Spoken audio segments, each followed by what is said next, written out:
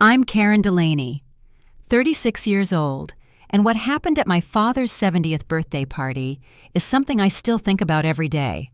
50 guests were there when he stood up during his toast and announced that I would be paying off my sister's entire mortgage. It was $180,000, and I hadn't agreed to any of it, but that didn't matter to them. They acted like it was already settled, like my future was theirs to hand out. When I said no, everything shifted. My parents told me I was no longer their daughter and asked me to leave before I get into what really happened that night. Let me know where you're listening from, and if you've ever been made to feel guilty for having boundaries, go ahead and tap that like and subscribe button. I'd love to know what time it is where you are too. I was born and raised in Hartford, Connecticut, in a house where expectations came gift-wrapped in politeness. My father, Edward, worked in banking for 4 decades, and my mother, Janet, stayed home raising us girls. My younger sister, Melissa, and I grew up in the same house, but in very different worlds. I learned early that being dependable was my only currency. I helped clean cooked. When Mom was tired, got straight A's and picked up shifts at the local library. By the time I turned 16, Melissa was crashing her second car and still being handed a third with no questions asked. I earned a scholarship to university and worked night shifts to finish my degree in accounting. My parents said they were proud, but never offered the help. They so easily gave my sister when she dropped out of 2 separate colleges or started businesses that never made it through a season. She had a boutique, a wellness blog, even a food truck at one point, all gone within months. But each time they reassured her with more money and more excuses. They called her resilient. They called me self-sufficient. After college, I opened my own firm and worked through every tax season like it was my last chance to survive. I saved diligently, cut corners where I could, and gave up vacations to build my client base. Melissa, on the other hand, married Matt, a man who bounced between tech contracts and long spells of unemployment. They bought a house they couldn't afford during a good year and pretended it would all work itself out. I watched quietly as the bills piled up and the pleas for help began again. So when Dad's milestone birthday came around, I showed up early to help. As usual, the hotel ballroom was dressed in deep burgundy and gold, with photos of his career lining every table. I was seated off to the side with cousins, while Melissa's family had the prime table up front. No one said it aloud, but the message was clear. Rachel, my best friend since college and now a partner at a local law firm, was seated beside me. She noticed it too. She always noticed the way my family made me feel like a guest in my own story. As dinner progressed, there were speeches, laughter, clinking glasses, and then came the cake. Dad stood up to speak, thanking everyone for attending, then shifted suddenly into something else, something heavier. He spoke about family responsibility and how we must support each other in hard times. Mom stood beside him like punctuation, nodding as he spoke. My stomach turned. I could feel it coming, but I never imagined the scale of what he was about to ask. He said, Melissa and Matt were facing foreclosure, and that as a family, we couldn't let that happen. Then he turned to the crowd and said that I had agreed to step in and cover their mortgage, $180,000. Just like that. I sat frozen glass in hand, unsure if I'd misheard the room turn toward me, some with pity, some with expectation, just waiting for me to nod and make it true. But I hadn't agreed, and I wasn't going to. My whole life I'd been the one to clean up the messes, the one who paid quietly and never asked for anything in return. But this time something in me cracked, and that's where part 2 begins. I sat perfectly still, unsure if anyone else felt the air shift the way I did. My father's voice echoed through the ballroom like it was already law. Karen has agreed to help with the mortgage. He said it with a calm authority, the way he used to talk about interest rates and bond yields at the dinner table. My wine glass froze halfway to my mouth. I hadn't said a word, hadn't agreed to anything. But the nods started slow at first, some with pity, others with quiet approval, and a few with what felt like relief. My mother, standing just behind him, added her own finishing touch, like she was dressing up a gift with a satin bow. She's the successful one. She doesn't have children. She can afford it. All around me faces turned. Not one of them had asked what that kind of money would mean for me. I scanned the room, taking in every expression Uncle Dennis whispering to his wife. My cousin Jenna already murmuring something about finally stepping up two of my dad's colleagues, giving polite nods like this was part of some retirement tribute. I glanced down the table. Rachel's phone was lying flat face down, but the tiny red light near the top caught my eye. She'd started recording and I hadn't even needed to ask. My father went on explaining that Melissa and Matt were behind on payments, that the bank had sent final notices, and foreclosure was just weeks away. He said they needed $180,000 to save the house. He didn't say where the money had gone or why there had been no plan, just that the children Liam and Sadie couldn't lose their home. And I, their aunt, had stepped forward. I cleared my throat. I haven't agreed to anything. The words weren't loud, but they cut through the noise like a snapped thread. My father stopped mid-sentence. My mother's smile faded. Melissa's eyes went wide, then narrowed. Dad's expression changed. Not angry yet, just confused, like someone correcting a spreadsheet that should have balanced. Karen, your sister needs help. Her kids need stability. You've always been the one who had her life in order. Melissa sniffled beside him. "It's okay," she said in a small voice, wiping at her eyes. I didn't want to ask. I know Karen's never really understood what it's like to struggle. The sympathy in the room shifted instantly. Guests who'd been uncertain now leaned into the story. Melissa, the overwhelmed mother. Me, the cold, career-driven sister. My mother stepped in next. "We're not asking for a gift, sweetheart. Just help. Just family helping family. We know you have it." I looked around the room. At Melissa's kids, sitting wide-eyed, too young to understand the pressure placed on their aunt. At Matt, who hadn't said a word, staring down at his phone like it held the escape route. At my parents, so certain they were doing the right thing. And then back at Rachel, who hadn't moved, hadn't blinked, just sat quietly, hands folded in her lap. "I'm sorry," I said, "but I can't do that." The silence that followed was deep and immediate. You could hear silverware resting on china, the soft clink of glasses being set down. "You can't," my father asked, "or you won't, both."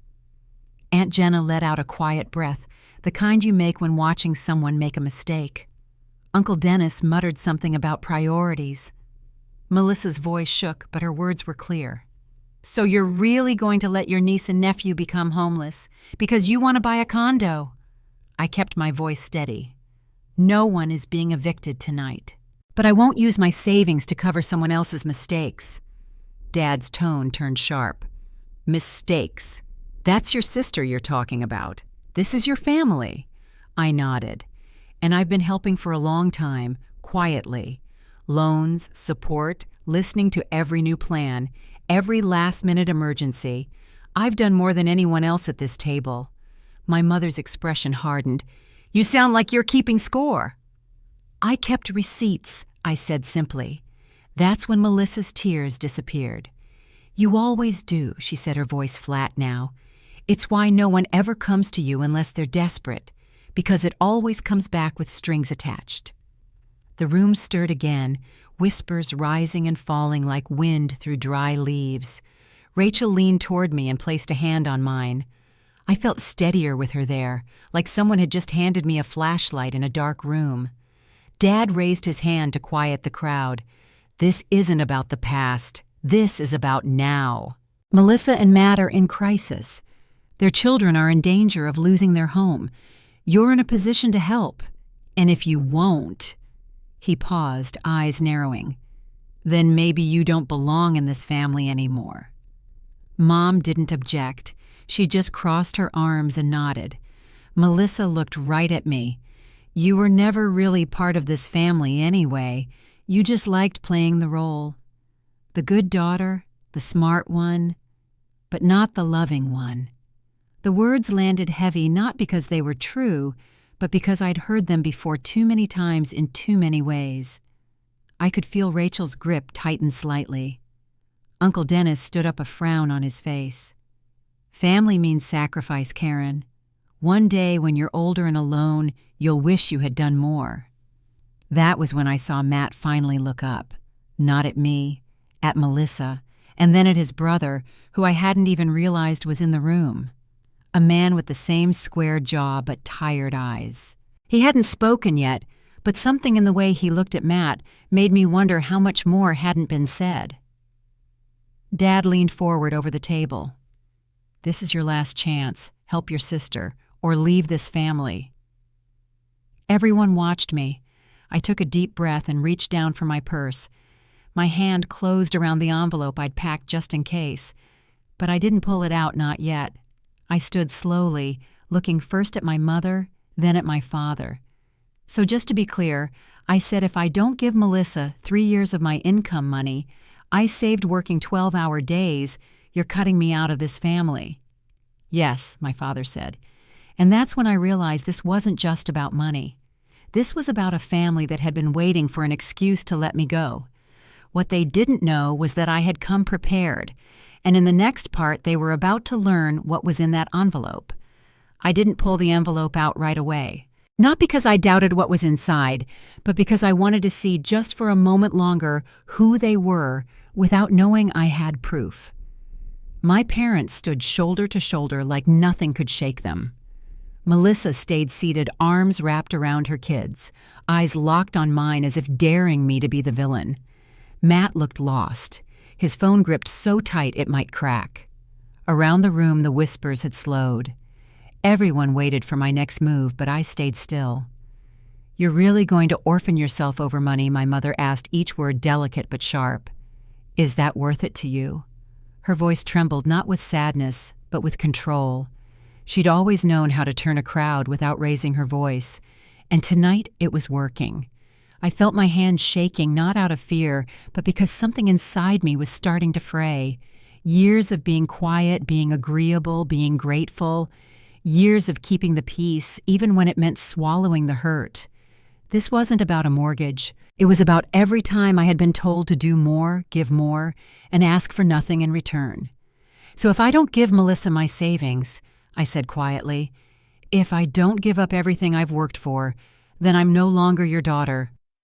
"That's right," my father said, calm, as if confirming a calendar appointment. "That's exactly what we're saying." The finality of it should have stung, but it didn't. Not the way I thought it would. I stood up slowly and looked at the faces surrounding me, some sympathetic, most silent, a few openly disappointed. I could feel Rachel's eyes on me, steady and unflinching. "She'll do it." Someone whispered near the back. "She always does." "No," I said. "I won't." Melissa's head snapped up. "You won't. I cannot and will not," I said again, clearly this time. "Not for this. Not like this." Her face changed in an instant. The softness dropped away.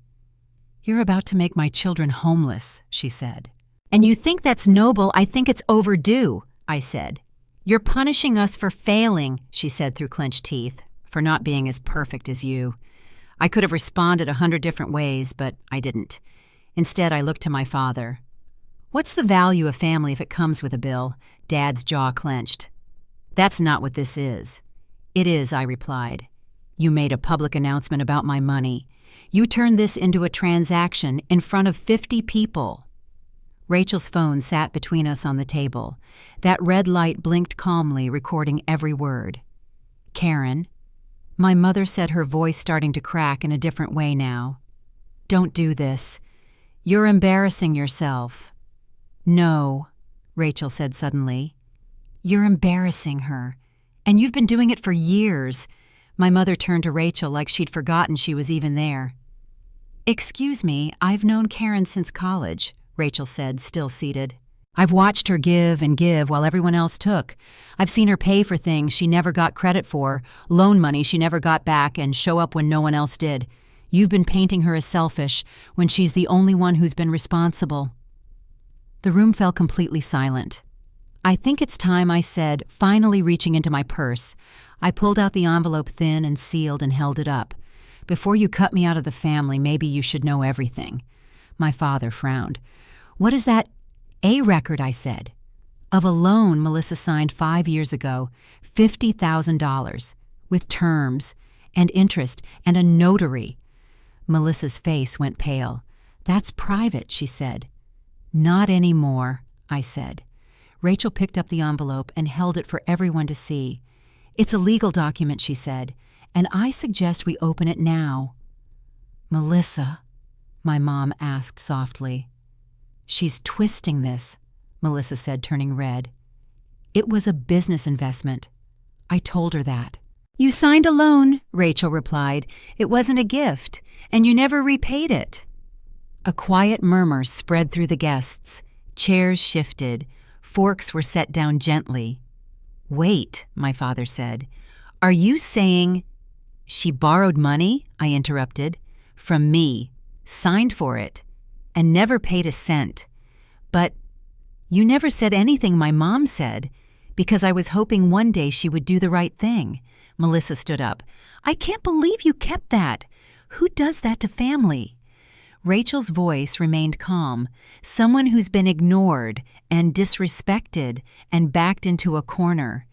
The envelope remained unopened in her hand, but its weight changed the room. The guests weren't whispering anymore. They were listening, closely. "Karen," my father said, more measured, "now this isn't necessary. We're just trying to help your sister." "You tried to ruin me to do it," I said. "In front of everyone I know." Uncle Dennis looked deeply uncomfortable. So did several of Dad's former colleagues. I saw one of them quietly get up and walk toward the exit. I think Rachel said, standing now, that we should hold off on any more decisions until everyone understands what's actually happening here. Melissa crossed her arms, trying to regain control. "You're both blowing this out of proportion." Matt hadn't said a word until now, but suddenly he looked up and said, "Just tell them the truth." Melissa turned slowly toward him. "What?" "You know what I mean," he said. "The other money, the credit cards, the accounts." The air in the room thinned. My mom blinked. "What other accounts?" Dad leaned forward. "Melissa." Melissa's lips parted, but nothing came out. And that's where we'll pick up in part 4, where the silence breaks and the truth begins to unravel. There was a stretch of silence where no one knew quite what to say. Matt's words hung there heavier than anything that had come before. My father stood straighter, trying to regain control of the room, but the shift had already happened. Whatever script my parents thought they were reading from had just been torn in half. My mother looked between Matt and Melissa like they'd suddenly switched places, one uncertain, the other exposed. "What accounts?" she asked again, quieter this time. Matt didn't look at her. He kept his eyes on Melissa. "You need to tell them. They deserve to know." Melissa's lips pressed into a tight line. "There's nothing to tell," she said, but her voice had gone flat. Her hands were shaking as she adjusted Sadie's dress, even though the little girl wasn't moving. Dad stepped forward, voice low and clipped. "Are there credit cards we don't know about?" Melissa finally turned toward him. "It's not what you think." "How many?" he asked. When she didn't answer, Rachel stepped up beside me and said, "I can answer that. 3 in Janet's name, 2 in Matt's. One more opened under an LLC that doesn't legally exist." Mom looked confused. "I only have 1 credit card. I've had it for 15 years. "Check your credit report," Rachel replied, calm and professional. "They were opened last year. One of them was maxed within 90 days. Melissa's mouth opened slightly, but she didn't speak. My father's voice dropped lower. "Is this true?" he asked. Melissa shook her head quickly. "No, I don't remember. Maybe I filled something out during your surgery. I didn't mean to." "You used her identity," he said, still staring. Matt finally sat down again, like everything had been drained out of him.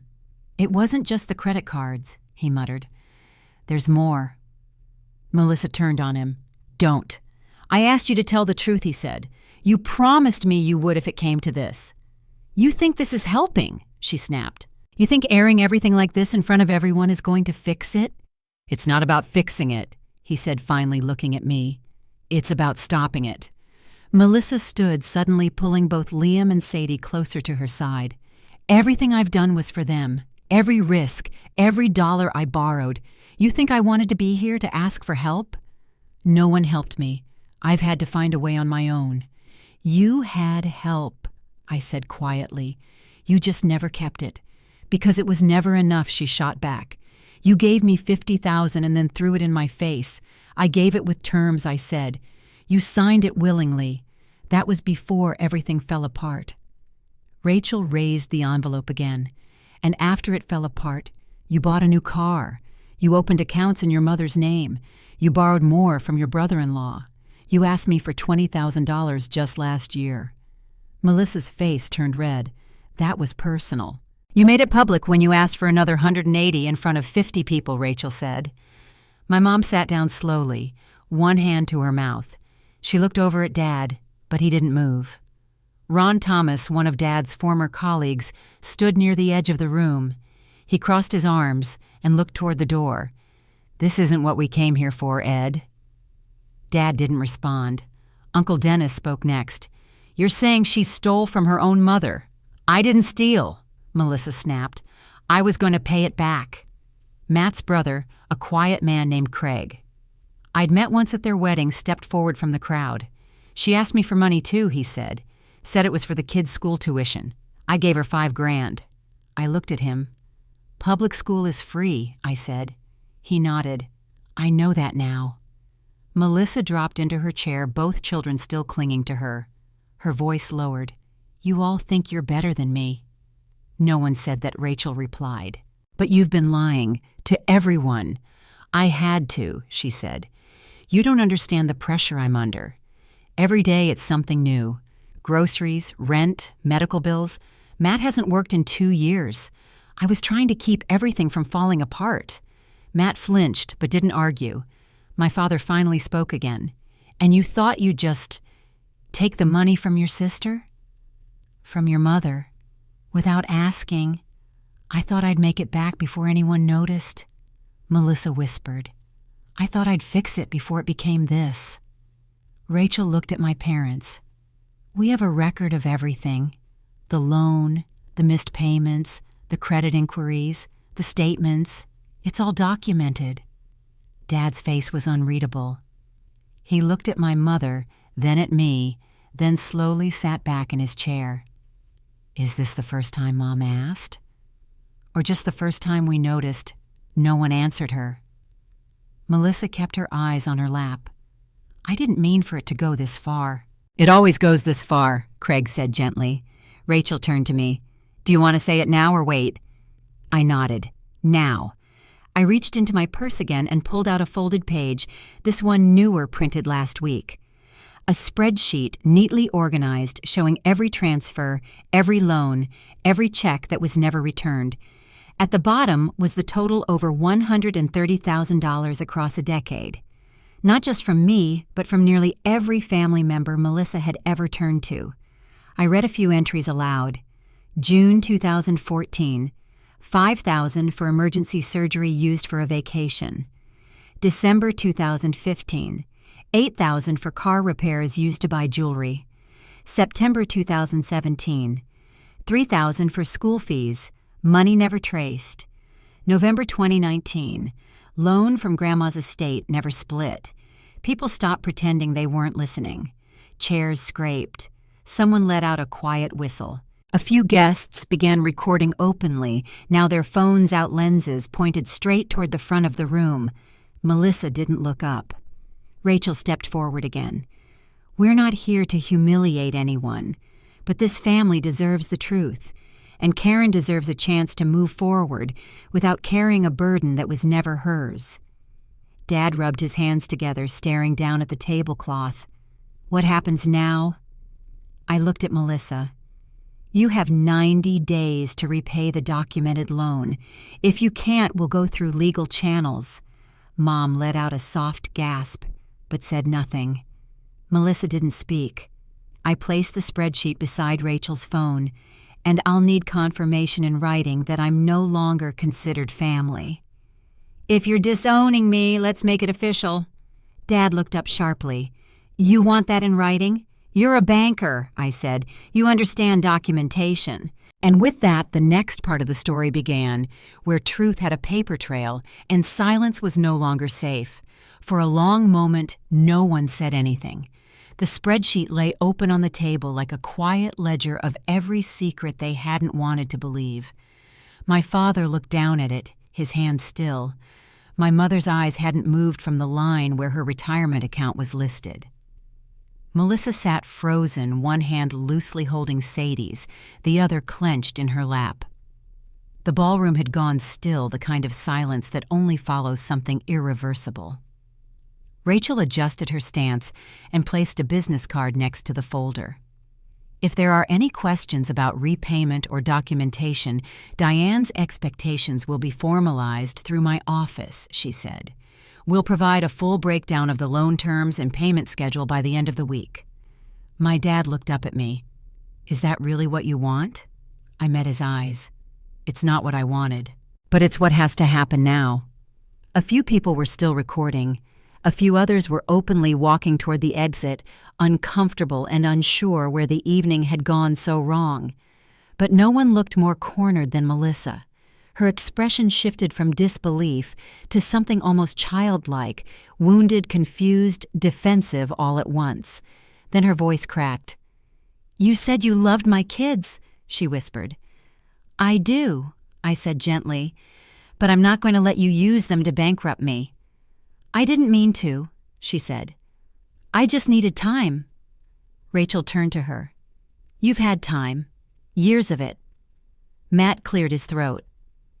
"You told me we'd be okay," he said softly. "You told me you had it under control." Melissa's voice rose again. "Because I thought I did. Because I believed it would turn around.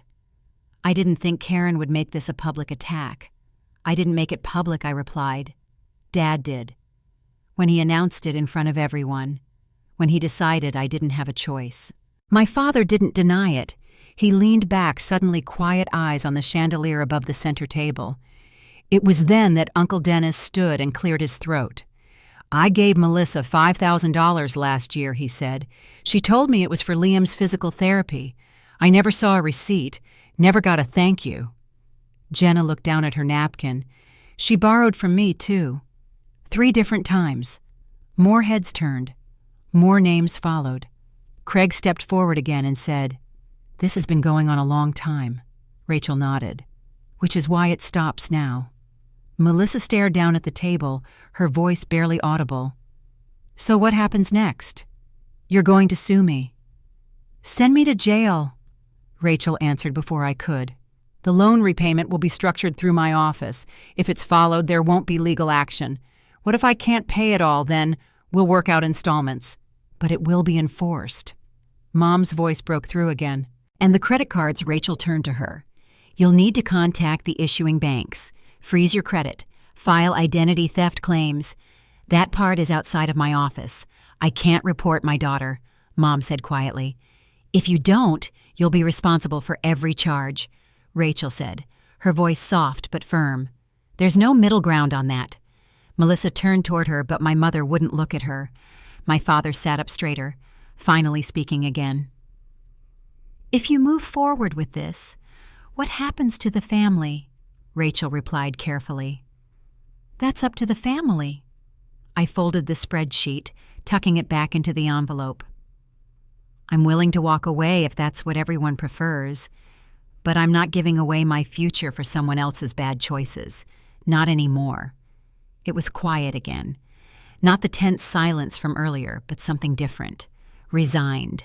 A few relatives began rising from their seats, gathering coats and whispering apologies as they left. I didn't stop them. I just stood still. And then I felt a tug on my sleeve. It was Liam. He looked up at me, hesitant. "Aunt Karen, are we not going to see you anymore?" I knelt down to his level. "That's not up to me, buddy. That's up to your parents. But I love you, and I always will." He nodded slowly, then turned and walked back to his seat. Rachel gently touched my arm. "It's time." We turned toward the ballroom exit, walking past plates of uneaten cake and conversations that had long since stopped. I didn't look back, but I heard Matt say something quietly behind us. "I want a divorce." I didn't pause. Neither did Rachel. Outside the hotel lobby was nearly empty. We stepped through the glass doors into the cool night air. I breathed in slowly, hands still wrapped around the envelope in my purse. My phone buzzed already, lighting up with messages. Rachel turned to me. "You okay?" I nodded. "I will be." And that's where the cleanup began, in the courtroom and the mailbox, in the quiet shifts that come when truth finally has backup. 3 days after the party, the first payment arrived. It wasn't from Melissa. It was a cashier's check delivered by courier drawn from a local credit union. The note inside was typed unsigned and briefed $10,000 toward the loan. The remainder will follow. Rachel confirmed the account belonged to my parents. They hadn't called. No apology, no explanation, just the money. By the end of the second week, another $15,000 arrived, then a $5,000 wire, and then silence. Rachel handled the confirmations. Each transaction was logged with receipts, filed neatly into a digital folder. By mid-month, just over $40,000 had been repaid. We stopped short of pursuing Melissa directly once the funds started coming. Not out of sympathy, but because Rachel advised that letting the repayments arrive through intermediaries might prevent further escalation. It wasn't a victory, but it was movement, for now. Meanwhile, I kept my phone off for a while. Text after text came through once I turned it back on, some from extended relatives I hadn't spoken to in years. A few were supportive. Others urged me to let it go, or reminded me how fragile family ties can be. One message from a cousin I barely knew said, "We all expected more from you." I didn't respond. The strangest part wasn't the silence from my parents. It was how quiet everything became once the attention faded. For the first time in years, no one was asking me for anything. No guilt-laced birthday cards with emergencies scribbled on the margins. No surprise calls that began with, "I hate to ask, but..." Just stillness. Matt filed for divorce 2 weeks later. Rachel connected him with a legal aid attorney her firm had worked with in the past. The filing cited financial misconduct manipulation and confirmed identity theft charges as part of the case. It moved quickly, probably because Melissa didn't fight it. She didn't have much ground left to stand on. The court granted Matt full custody of Liam and Sadie, with supervised visitation for Melissa, pending proof of enrollment in a recovery program, a condition she hadn't contested. He sent me a card the following month. Inside was a photo of Liam and Sadie sitting on a picnic blanket, both grinning in front of a cheap apartment complex holding ice cream cones. "We're okay," he wrote. "Really okay. Thank you." I placed the photo in my desk drawer. My condo purchase closed 4 months after the party. Not the one I had been dreaming of, but a smaller place near the park with a built-in office nook and a shaded balcony. I painted the living room myself. It smelled like lemons and freedom. The first night I slept there, I didn't dream about money or family or what might show up in the mail. I just slept. Rachel dropped by the following weekend. She brought coffee muffins and a folder with the final signed repayment schedule. The remaining balance after my parents' contribution was now officially Melissa's responsibility, just under $27,000. Payable monthly, enforceable through court if missed. She looked around the apartment and smiled. "Not bad for someone who was disowned," she joked. I smiled back. "Feels like a promotion." That night, I sat on the couch watching the last bit of light disappear over the treetops outside my window. The debt hadn't vanished. The fracture with my parents was still there. But the space between guilt and peace had widened just enough for me to breathe again. 2 weeks later, a letter arrived. Melissa had signed her name at the bottom, but the handwriting wasn't familiar. It looked careful, deliberate. She hadn't written to apologize, just to confirm that she had entered a treatment program, that she had found a job at a call center on the edge of town, that she was paying what she owed, and that she hoped one day I might be willing to meet her for coffee. I didn't reply. Not yet. But I didn't throw the letter away either. The next month, Matt called. He asked if Liam could come over after school once a week. Not out of obligation, Liam had asked. Said he wanted to learn how to do math like Aunt Karen. I cleared space at my dining table and picked up a few used workbooks from the library bookstore. By the third visit, Sadie was coming too. She colored quietly at the corner of the table while Liam asked questions about interest rates. On the fifth visit, she brought a drawing. It was the three of us standing in front of my apartment under a tree, all holding hands. At the bottom, she'd written, "Thank you for being family." I hung it on the fridge with a silver clip, and that's when I understood this wasn't about winning or losing. It was about choosing something different, something better.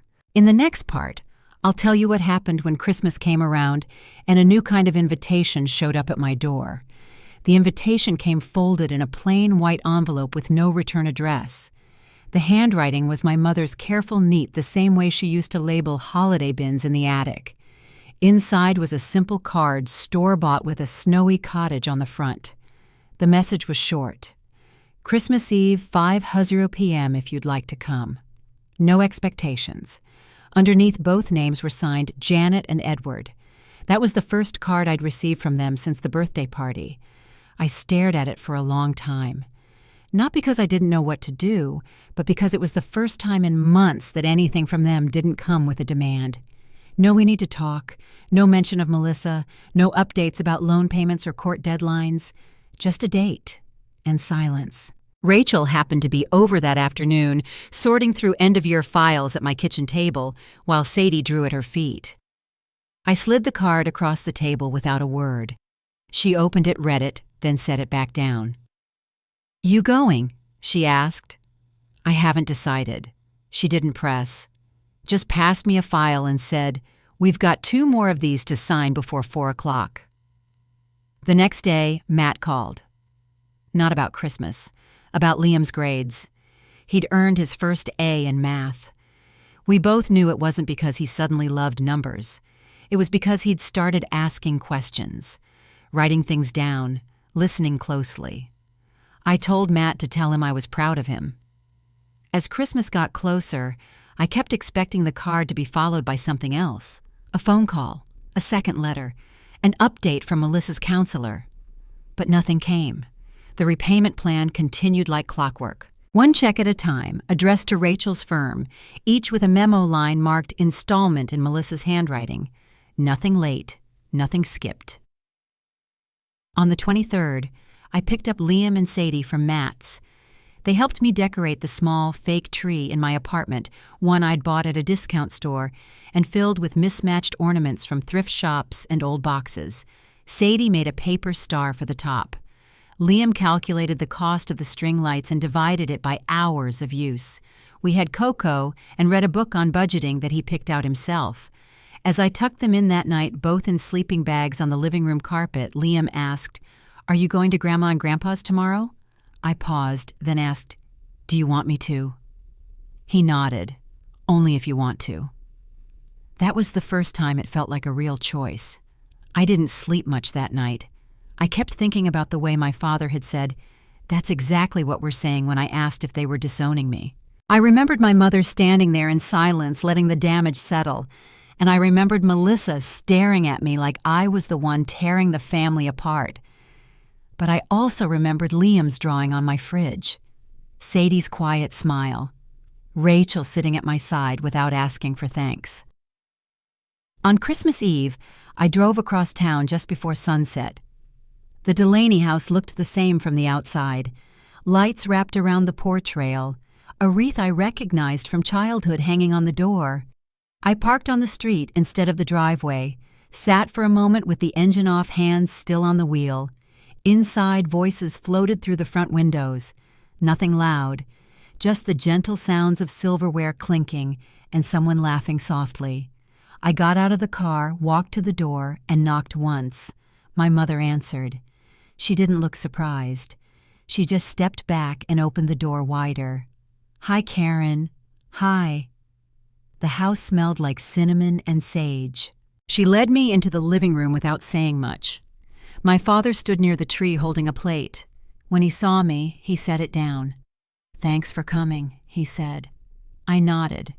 No one rushed to hug me, no grand apology, but no tension either. It was like someone had cracked a window and let the air move through. There were only a few people there, Aunt Lynn and Uncle Dennis, one cousin I barely knew, and an older neighbor from the street I hadn't seen since high school. No sign of Melissa. Dinner was quiet, comfortable. My mother served ham and green beans just like every year. My father poured cider into the same glasses we'd used for decades. At one point, someone passed me the rolls and said, "Glad you're here." I didn't even catch who it was. After we ate, I stood by the fireplace sipping coffee from a chipped mug. My father approached with a small box in his hand. He offered it without a word. Inside was a photograph. It was old me at age 9 holding a calculator at the kitchen table, surrounded by budget printouts I'd made with crayons. In the corner, someone had written "Future CPA." I looked up. He didn't say anything, just nodded. We stood there in silence for a while, and in that moment, I realized something I hadn't expected. This wasn't reconciliation. Not yet. But it was a crack in the wall. In the final part of the story, I'll share what happened when Melissa reached out again and the decision I made that finally brought me peace. A week after Christmas, another letter came. This time, Melissa signed it in her own handwriting. The lines were uneven, like she'd written it in one sitting without stopping to fix anything. She didn't ask for forgiveness. She didn't make excuses. She said she was still in counseling, that she was going to meetings twice a week, and that she'd applied for a job at a local bookstore. She enclosed her first personal check, $200 marked January payment, in the memo line. At the bottom of the letter, she wrote, "I'm not asking you to respond. I just wanted to do one thing right." I didn't reply, but I didn't return the check either. Rachel processed it through her office, just like the others, quietly, carefully, without ceremony. The rest of winter passed slowly. I planted herbs in the kitchen windowsill. I taught Liam how to use a spreadsheet. Sadie started drawing herself into the picture she gave me, no longer off to the side, but right next to me. We had a routine now. Dinner once a week, budgeting lessons, math games, cartoons on low volume while I finished my client work. One evening in March, Matt stopped by after dropping off the kids. He stood in the doorway a little longer than usual. "She's still going," he said. "Still sober, still showing up?" I nodded. "That's good." He looked down at the floor for a second, then said, "If you ever decide you're ready to talk to her, I'll support that. But if not, well, I'll support that too." I appreciated that more than he probably realized. Spring came early that year. The park outside my apartment filled with warm light and kids chasing soccer balls. I started taking walks after work, sometimes alone, sometimes with Sadie on her scooter beside me. One afternoon, she stopped at a bench and asked, "Is Mommy still family?" I thought about the question, about all the layers beneath it. "She's still your mom," I said, "and she's still learning." "That takes time." Sadie nodded. That seemed to be enough. I never went back to the old family gatherings. My parents never asked me to. We still don't talk much, just the occasional update through Rachel's office or a forwarded bank receipt, but they've kept their distance, and I've kept my peace. The last payment on the loan arrived 15 months after the night in that hotel ballroom.